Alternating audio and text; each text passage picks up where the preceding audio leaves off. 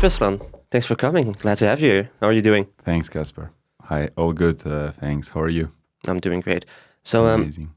everyone outside of crypto knows that you were the head of crypto. What was the official title again? Head of crypto operations. Yes. But no one really knows that about you in the crypto world, because before that you were never really in crypto. Can you tell me a little bit like how you got that into that department? Did you do it intentionally? Was it by accident? Yeah. I think you missed the part that it was at Revolut, right? But Oh yeah, sorry, yeah. at Revolut. Yeah. So essentially, I would say that the decision to join crypto department was basically of my own, in the sense that I had a choice when I joined Revolut, I essentially had a choice to basically do whatever project or department I want to join, right?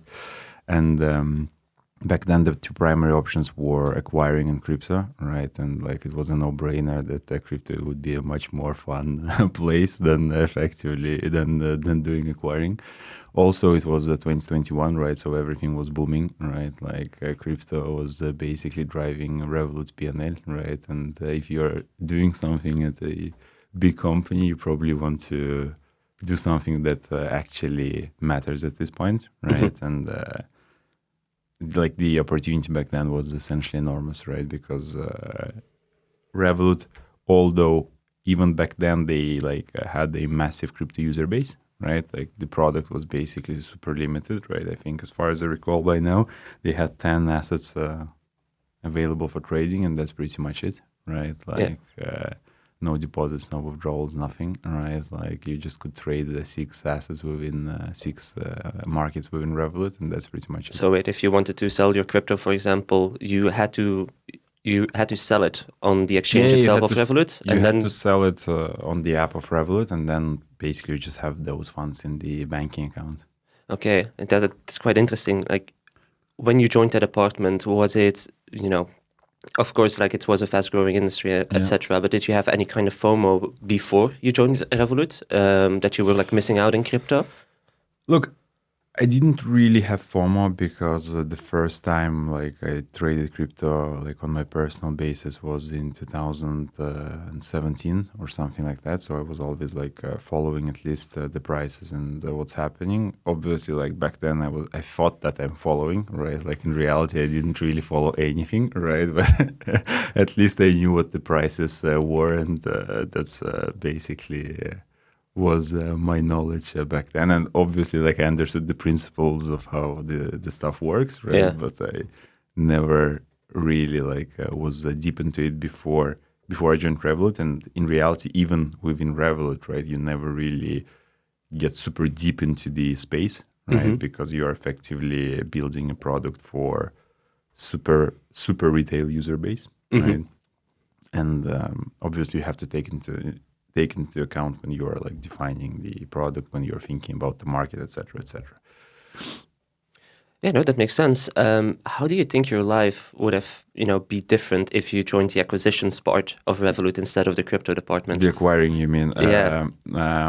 So I think it would have been massively different, right? Probably I wouldn't have been sitting here now. Yes, of course. But I think I probably wouldn't be at Revolut. Mm-hmm. Right, I would probably be still doing something on my own, but in some different market, right? In a different market, and it wouldn't have been so fun. It wouldn't have been so fun. Yeah, crypto is a lot of fun and ups and downs mainly. But what are your current relationships with Revolut? Because it's still, I think, in Europe, it's the biggest centralized exchange for retail users, crypto-wise. But we don't really have insight on that. But you did because you were working there. Yeah. I would probably agree that Revolut is likely one of the biggest crypto companies globally, right? Mm-hmm. Just in terms of the number of users that they have. And essentially that number of users, I would assume, is also growing at a faster pace than anywhere else. Yeah. Just because they have a massive banking user base, mm-hmm. right? And essentially they're just cross-selling the crypto product, obviously where it is permitted, right? To their existing existing user base. Right, and when there is any volatility, right, obviously that user base is massively growing essentially.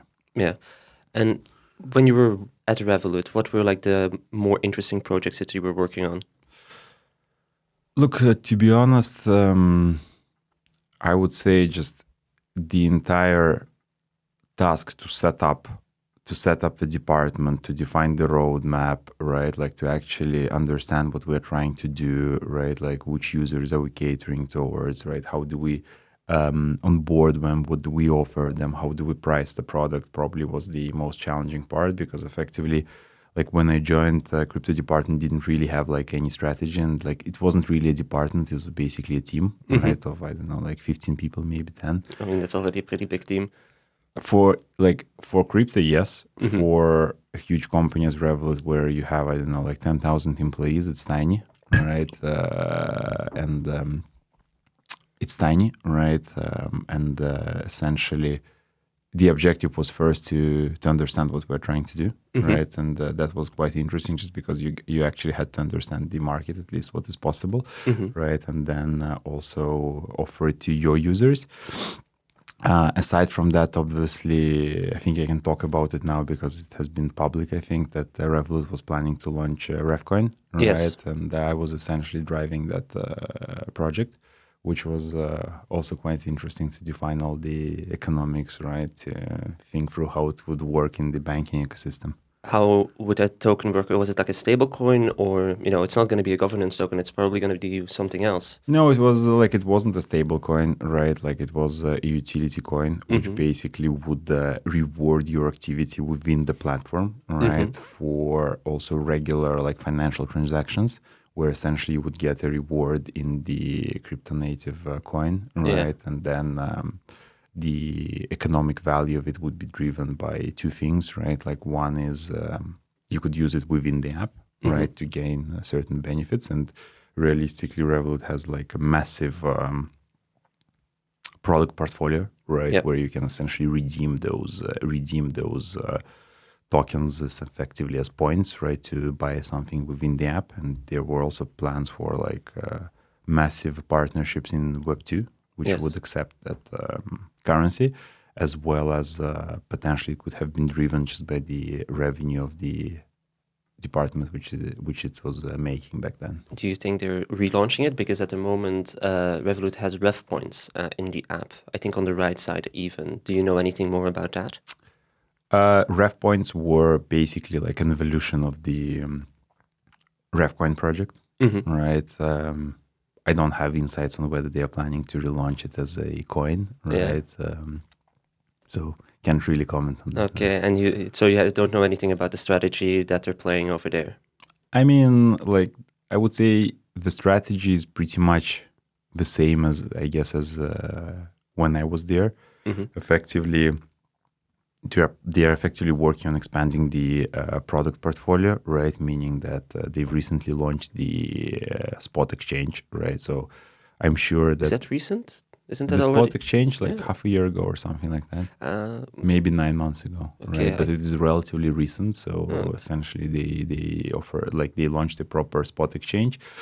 And as far as I see, it's quite successful, right? Like obviously... in the crypto space itself, no one really talks about it, right? But realistically, Revolut users are really massively using the exchange, right? And they're just planning to, I'm sure, like expand the product portfolio which they're offering there, right? That would be one. Second focus would probably be just expanding the existing product which they have for the pure retail users. Right, I don't know, offering yield for the customers in whatever ways, right? Like adding additional network supported for deposits, withdrawals, etc., right? Building up their on-ramp product for the external companies to offer it. I know potentially looking into DeFi, but that would be my guess, right? Like that's nothing fact. Official. Yes. That's just a guess. Like when you were working there at Revolut and you were building out the exchange, if I'm not mistaken, you had an interesting call with a potential partnership back in the day. Could you tell a little bit more about that? Yeah, like obviously, like when you are working at a big company, you're trying to collaborate with whomever you can in the industry, especially right? the big names. Especially the big names, and back then, like FTX was the biggest name probably, right? And we were obviously having like some discussions. To be honest, I don't even remember the purpose of the partnership, right? But effectively, it was something relatively important because we were quite focused on both sides on it. And just basically we're having routine calls with them. I don't know, like once a month or something like that. And on one of the last calls, when we were discussing like the details of the work which we're going to do, right? Like they seemed super confident, like tons of plans, right? Like really excited, etc., etc. And then the week after, they collapse. Do you remember who you were having a call with? That I find very interesting because there are so many players, and some of them knew, some of them didn't. Yeah. To be honest, like I don't really recall with whom we had the call exactly, but I remember that Caroline was on the invite, but she never joined. She was on the invite for the call. Caroline, you mean like the quantitative trader, yes. right? Well, quantitative trader is a big word, but... yes, but like she never joined the call itself. She was probably playing League of Legends with Sam then. I also recently saw that you were, the Bybit hack happened a week ago or 2 weeks ago, like the 1.5 million in theft by the Lazarus group, and you wrote about that, FTX was like an inspiration for you to build Extended. Can you tell more, how did you come up with the idea? Why did you start it? Because to me, it sounds insane to start a perpetuals exchange. I've worked together with other exchanges, and it is a very hard thing to do. So you have to be crazy. So what inspired you, and why did you do it? Look, the idea back then was super simple, right? That essentially we can build a fully fledged exchange, right? Where we would retain the self-custody and on-chain trade settlement, right? Basically with a super simple idea that we as an operator of exchange would never have access to the user's funds, right? And would never be able to like submit malicious transactions, I don't know, like do any effectively malicious behavior, and hence like we would never have any control over the user's funds, right? And that was the original problem statement, right? And back then, realistically, it was end of 2022, right? When I first thought of that idea, the only player out there who was essentially doing something similar was DYDX, right? Obviously, like it took some time just to form the idea, to like finish everything I had to do at Revolut, right? And then to quit and finally do it.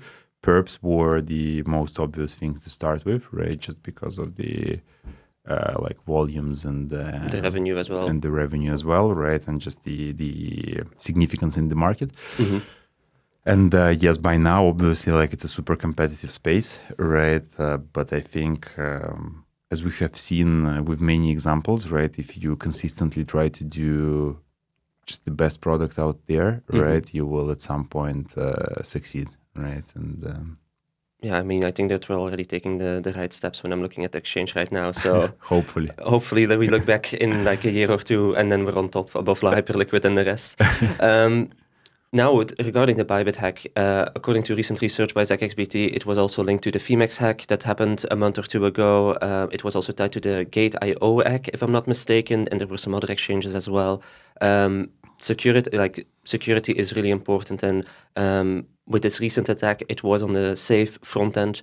So even though that they were using a multi-sig, even though they were using hardware wallets, doing all the right steps, they still got caught, and for a significant amount. What are the steps that you are currently taking to protect the exchange itself, but also the employees that are working there? Because the weakest link, is still the human.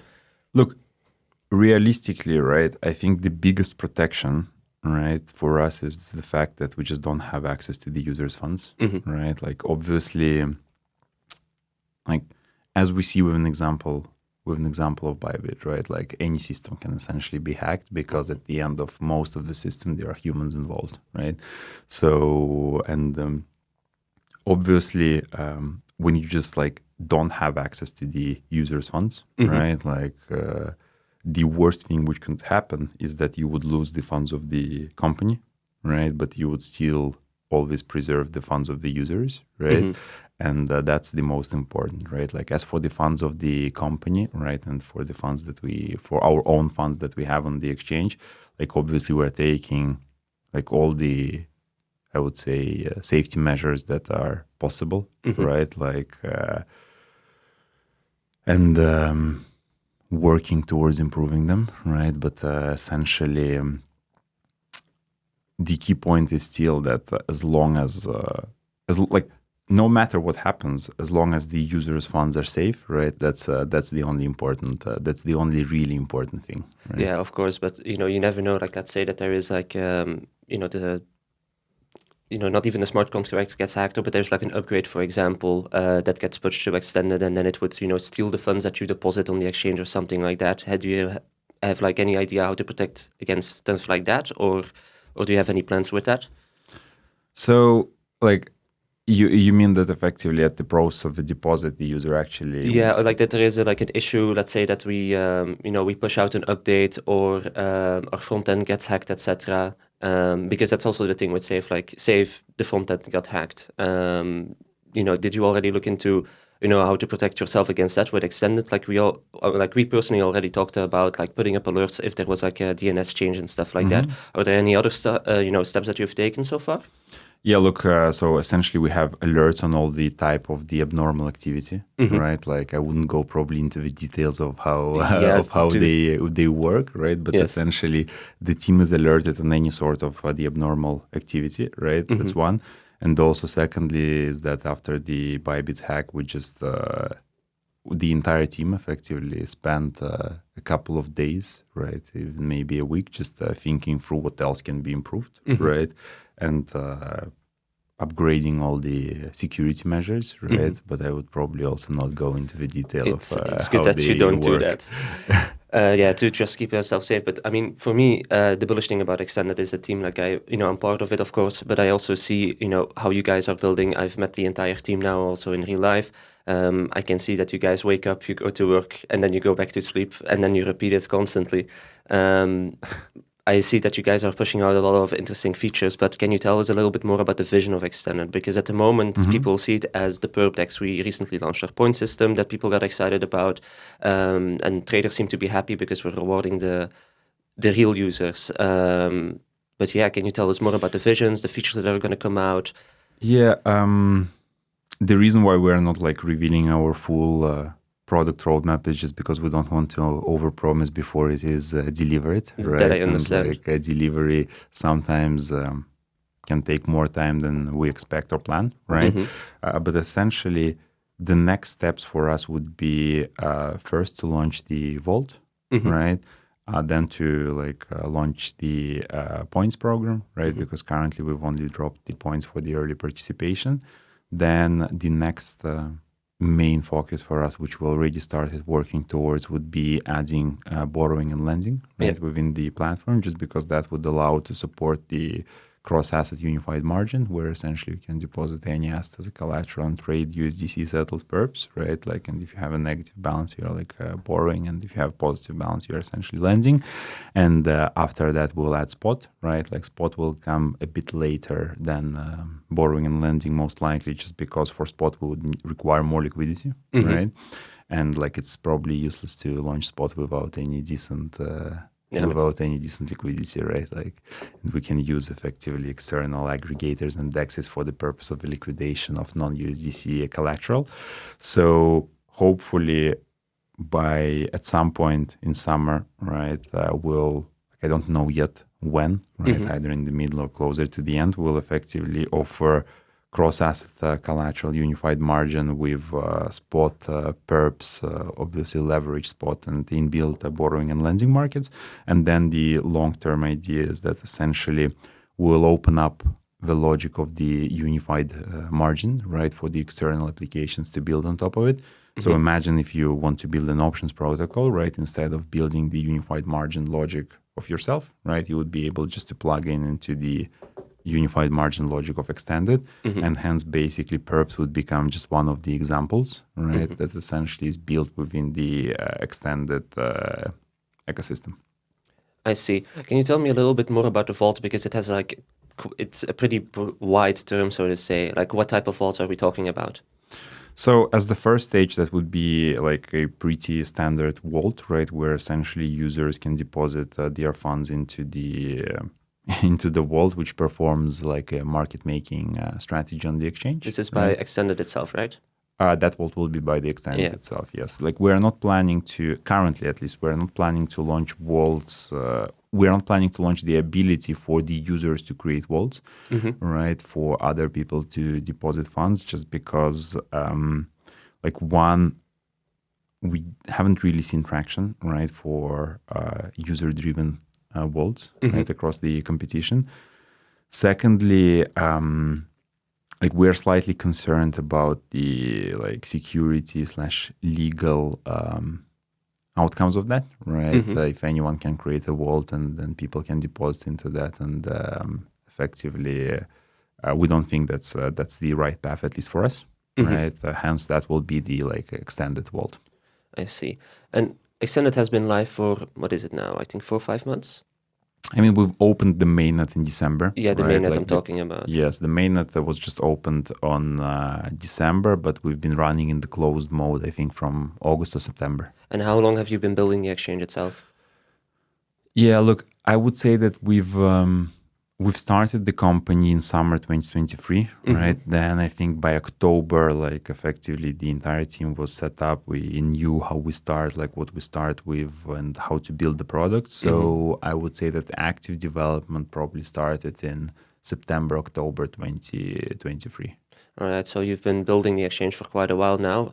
What are the regrets? What would you do differently if you would have to start over? If I would have to start over, right? I just do it faster, right? You just do it faster because I know how to do it now, right? So I would say, I guess for any product-driven team, right? The only regret is that you could have done stuff faster, right? Yes, at the better quality, right? At the better quality, yeah. But on the other hand, with our product, security comes first. So obviously, right? Yeah, but so that's we need a good base, a good foundation to build on top, especially, with the future vision when people want to build on top of us, they need to know that we're a robust system. So, when I hear okay, I wanted to grow faster, I understand the frustration because you put in so much effort and time, on these things that do not get results right now. They will in the future, but it's a more long-term investment.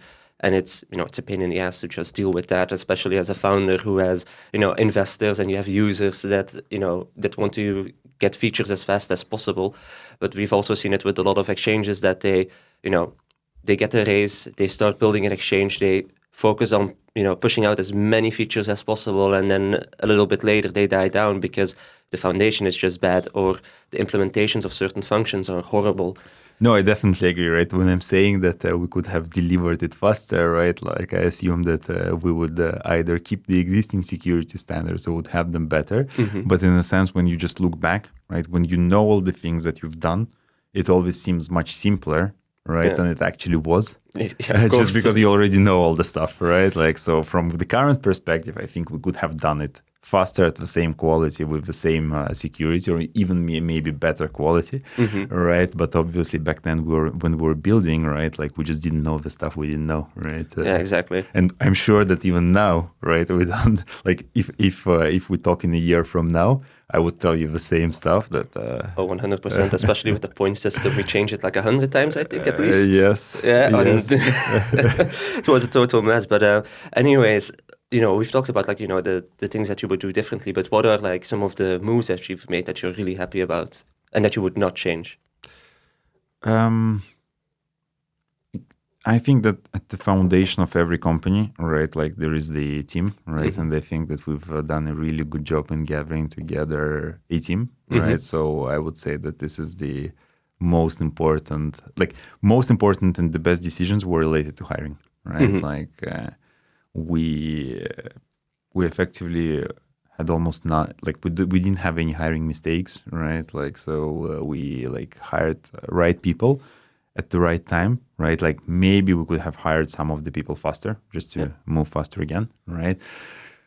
But yeah, basically I would say that the best decisions were related to the people we've chosen to work with, right? Do you think that, because I'm pretty surprised that, you got a team so quickly of this quality, because when I was hiring for my own companies, it was always hell. Do you think that is because of your experience with Revolut?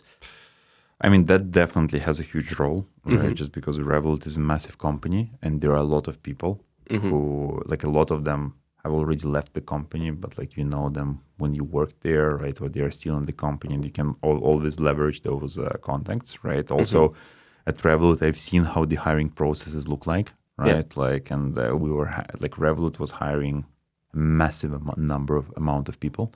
And like we basically employed the same processes, right, as they had. It's like, for example, when we were hiring the front end engineer, right? I think we've conducted like 200 interviews and made 2 offers or something like that. And basically, the process was very similar to what Revolut does. Okay, it's interesting. And during this whole process of building an exchange, what are some of the lessons that you've learned? Some of the lessons.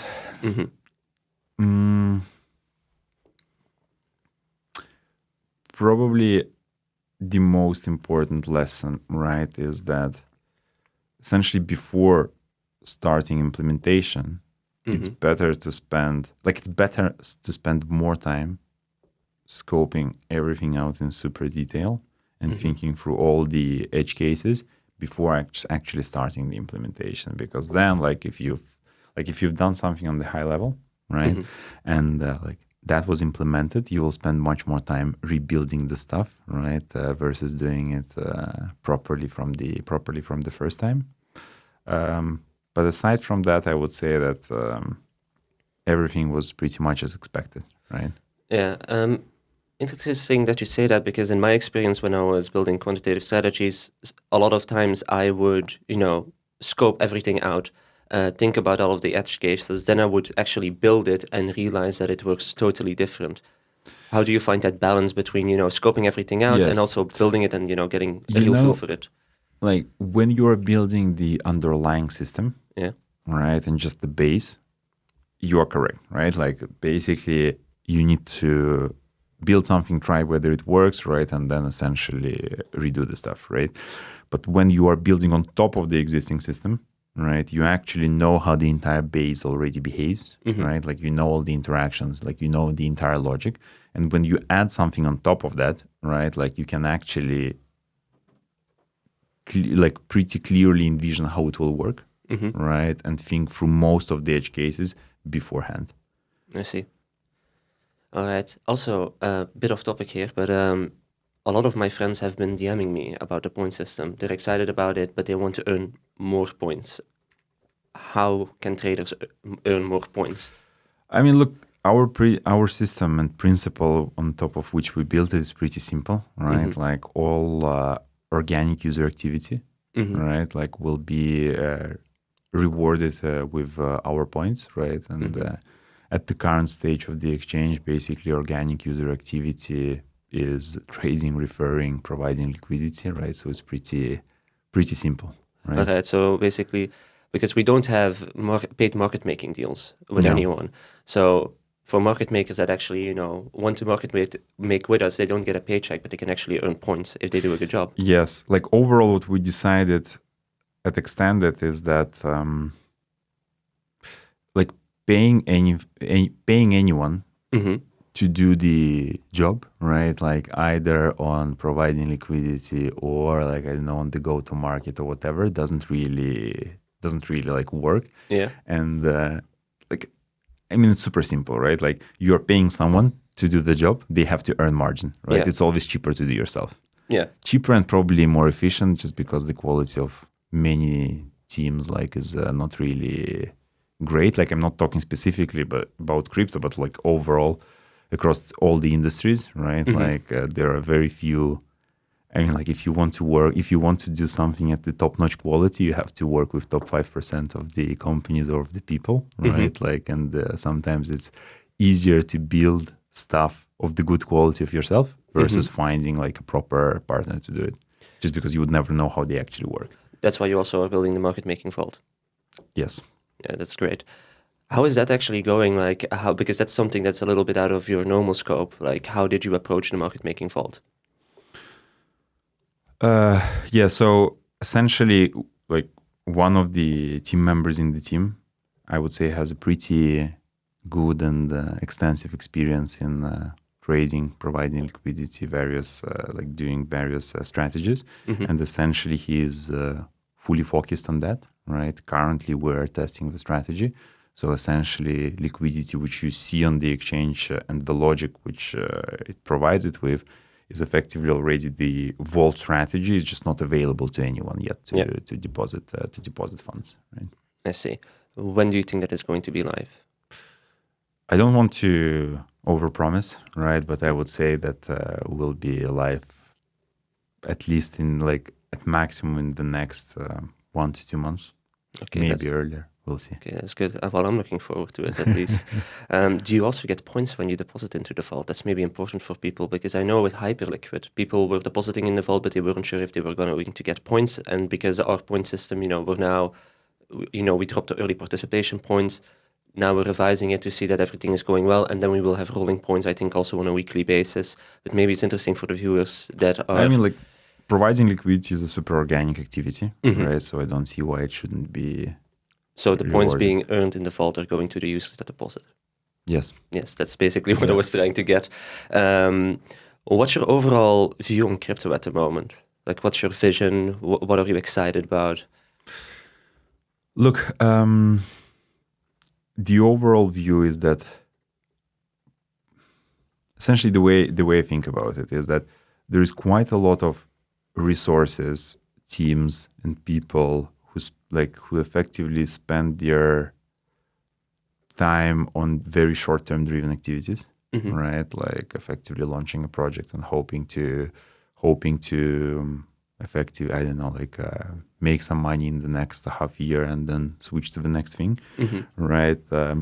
I would say that this is not a good thing for the industry. Right, obviously, just because if you want the industry to prosper, you need to build some fundamental stuff, right? Fundamental stuff which can be actually used by real people, right? And effectively, the easiest application of crypto is essentially everything related to the financial activity, but everything related to the financial activity, which effectively the existing TradFi institutions do, right? I'm talking about cross-border payments, just local payments, trade financing, et cetera, right? So I think the industry should move into that direction, effectively becoming an alternative to the existing financial systems. And I'm not really sure that currently a lot of the resources and the mind share is actually spent on that. Well, at the moment, it's mainly meme coins and crime. So I agree with you. What are the projects that you're currently excited about, besides obviously your own? Yeah, that's a good question. Look, I'm obviously, I'm mostly looking at our competition, right? Obviously, Hyperliquid did the great job, and I do like the product, the vision, et cetera, right? Among the other perp dexes, I would say that there are not that many that I like, right? Just in terms of the product itself, right? As for the other stuff, we've chosen to build on StarkNet, right? And I do still think that their tech overall, right, is quite amazing, and that they are years ahead in terms of the product than most of the competition. Why that?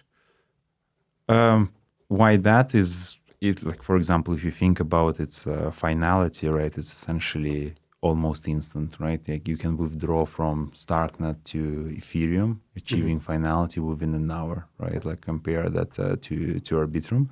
That's one. And secondly is that effectively the logic of, I'm getting to my previous point, right? Imagine that I believe that the future for crypto, right, is essentially handling all the financial transactions, right? That would be the bright future.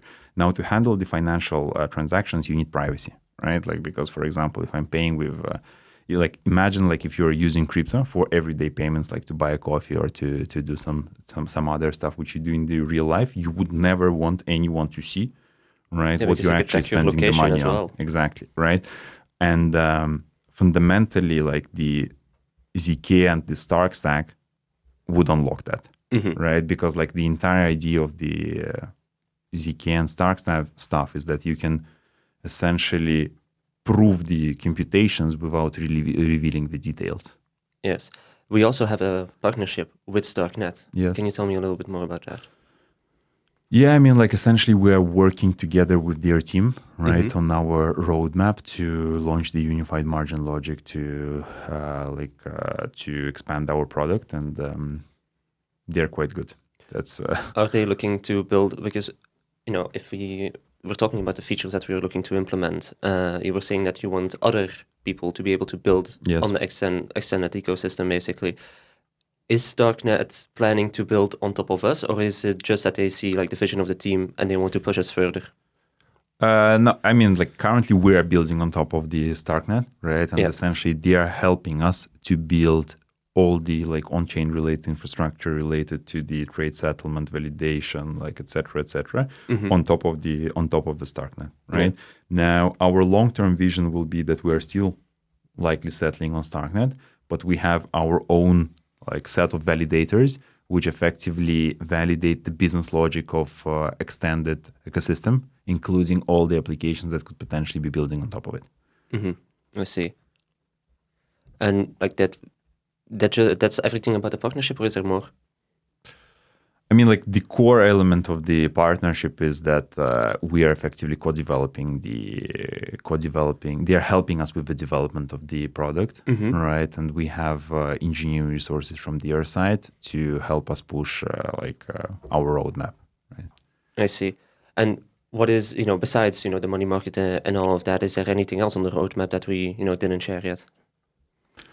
I mean, like I would say the most important part is the long-term roadmap, right? Like where we need to understand, like we effectively, when we will have the unified margin logic, we would need to open up to the external applications, right?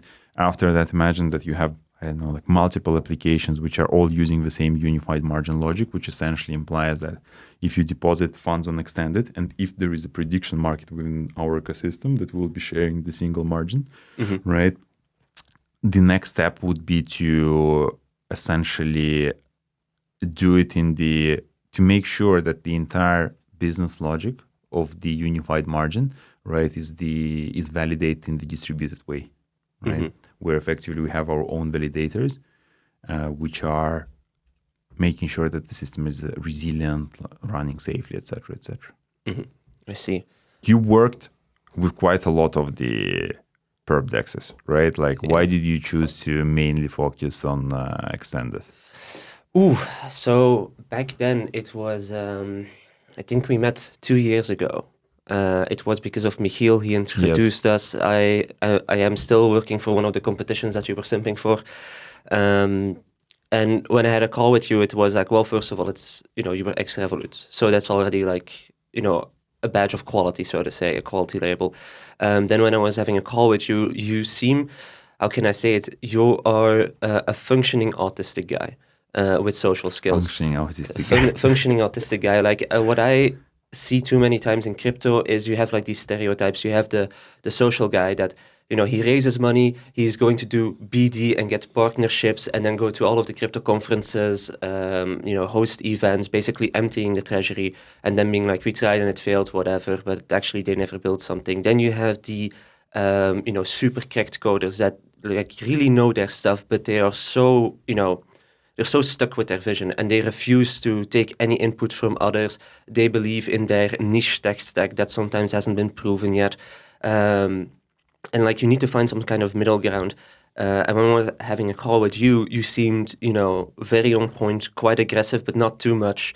I could see that you were technically also like pretty knowledgeable.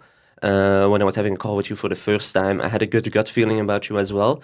And then, when I was doing some research behind you, I saw good stuff. Like you accelerated your career really, really quick. Like you went to a good university, but I don't give a shit about that. Then you went to work at McKinsey, realized that consulting probably success, moved over to, Revolut, which I totally understand. And then you started your own thing. And I think you were also at like this prime age where I was thinking to myself, this is like his legacy that he's going to build because you're at that age where you're going to, already are thinking about kids. So it's like, you have to build now.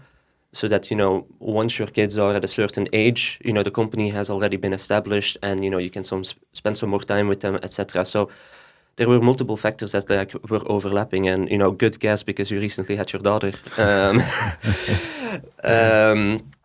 So like for me, that was basically it. And it was a little bit of a swing because I was thinking to myself, well, it's going to be another perpdex. Like I was at that time, when we were in contact, I think it was also the time that, I didn't have my advisory business then. Like I was working then with Zeta Markets and Vertex Protocol. Zeta Markets did absolutely not work out between me and the team. Vertex, still am with them. And then I had a few options. It was due. I was in contact with Jupiter because they had their perps. Didn't work. Like when we were on a call, like, me and the team were not going to click, and I'm very glad that I'm not working there at the moment because their focus is purely on crime. And if I look at how the team is, acting and approaching a lot of things, like, we do not align on that. And then there was also OpenSea that was going to send me an offer. But then OpenSea cut like, half of their staff or something back in the day. So, I never really got that offer in the end, even though that I worked on the advisory side, for like a week or two, kind of at least. And yeah, so, those were the options because I had room for one more. And I also liked the advisory side of crypto. I can solve problems, but I don't have to physically, how can I say it? Like I can help design a system, but I don't have to code it myself, which is really good for me because I like to think about it, but I don't like doing it, So it's a bit of a privileged thing to say, but... So you would never set up your own product company? I would do it, but it would be different. Like I wouldn't want to be coding it. Also, I think... in my current position with the advisory, I kind of have a luxury where I'm working with a lot of companies at the moment, and I can see how these companies are being organized, how they tackle certain processes and stuff, and I'm learning from them all. So, I do think that in a few years I would have a really good skill set to start something by myself, but at the moment I don't know. I need to find the fire again in me, There is no flame of ambition in me at the moment that really wants to, build something from scratch, like helping building something. No problem, it's fun. But there is a difference between focusing like a day or two, with certain companies or, when there's emergency jumping on it versus, okay, you're starting this, new thing and you have two options. Either it's going to be okay/mediocre or you're going to build something great. But from that day on, that should be your sole focus. And it's, day in and day out that you have to breathe it on that one single task. And with my ADHD brain, that's not going to happen quite quickly. So unless I find like a hyperfixation, not really going to happen. And I'm pretty content with how my life is at the moment. So, and makes sense. Okay. Yeah, probably for me, it would also be hard. Imagine like you focusing on the single thing for a long time. Okay, right? Okay, fuck you. So yeah, I guess like advisory role fits you perfectly, right? But you are like essentially when I have a certain question, right, and they come to you, you typically are able to answer pretty quickly and pretty deeply, right? But if you are doing the same across multiple projects, right, that seems that it requires more time than you actually have. Like, how does it work out for you? Because sometimes I can ask you a question which like will take a couple of days to answer, right? Because you would need to really think through the logic. Like if you send me like an Excel sheet with like 20 sheets inside of it, then yeah, of course it takes time. I don't know, like how I currently position myself is I'm doing my own thing, and I don't know how I do it. Like I'm just sitting at my desk and I'm doing stuff, and then it's just like, okay, if I'm doing something and I get like a notification from you or someone else, and it's urgent, then it's just like, okay, this is now my priority. And the other thing is not, so I jump on that.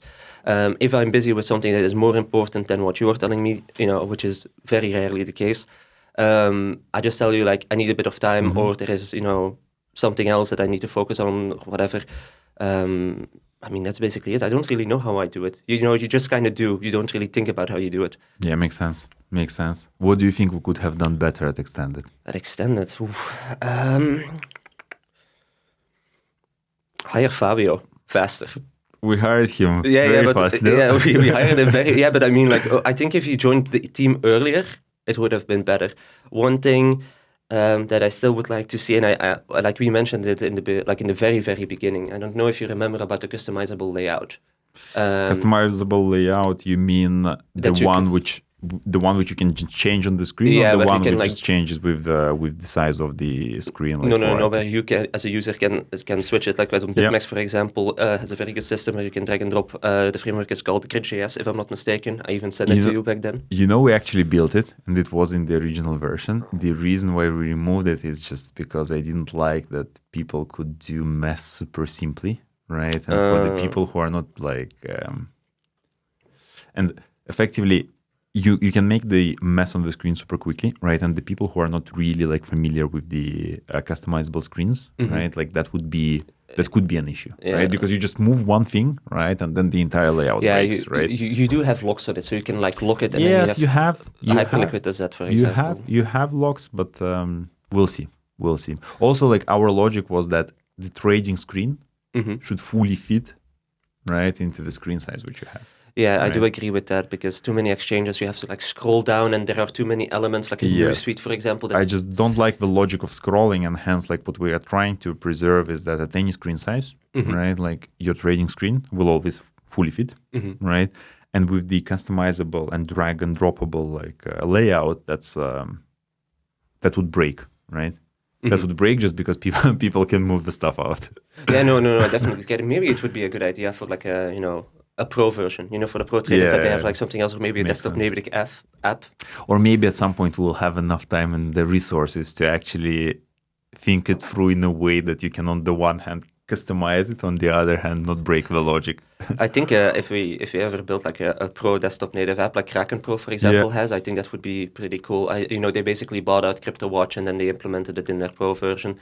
And that was back then, CryptoWatch was like an application everyone used because it was so lightweight.